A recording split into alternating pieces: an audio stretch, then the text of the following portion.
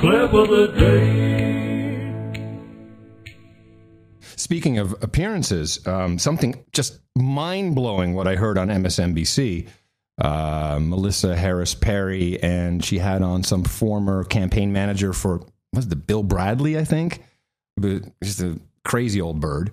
And, you know, when Sarah Palin was being ripped apart, I believe because she was a good-looking woman, and it was the most anti-feminist piece of history that I can remember in the United States. And granted, she's gone pretty nutty.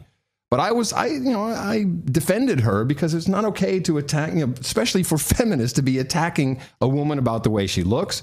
And then this comes along. We, as women running for office, were repeatedly told. This is about Hillary, obviously. You better look strong.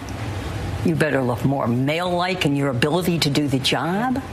That being a woman was not an attribute that was going to take you into the presidency. I think that's changed in the last 8 years. I don't think it's... Well, Sarah Palin was part of changing that. I mean, not because, again, this is that substance versus symbol piece. It's not like I am generally supportive of Sarah Palin's policies, but in terms of just being like, well, I'm just going to run this real differently in my high heels. She really did, and people responded to that like, oh, well, that looks... authentic. Yes. Even if it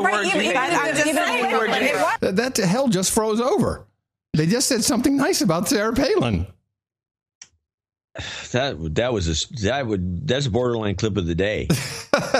No, please, not Come on, for that. Borderline clip of the day. Really? Okay. It's borderline. It's borderline. I know it's borderline. That's as close as I can get.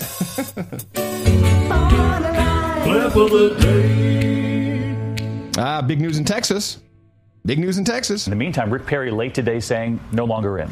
A campaign that lasted just 97 days. But look, he struggled from the beginning with polling and fundraising. Just last month, he ran out of money and stopped paying his campaign staff. That Republican field, David, now down to 16 people. Perry is the very first person in the race for 2016 to drop out so far. Adios, mofo. Of course, you already knew this. We already knew he had no money since he was flying Southwest with me.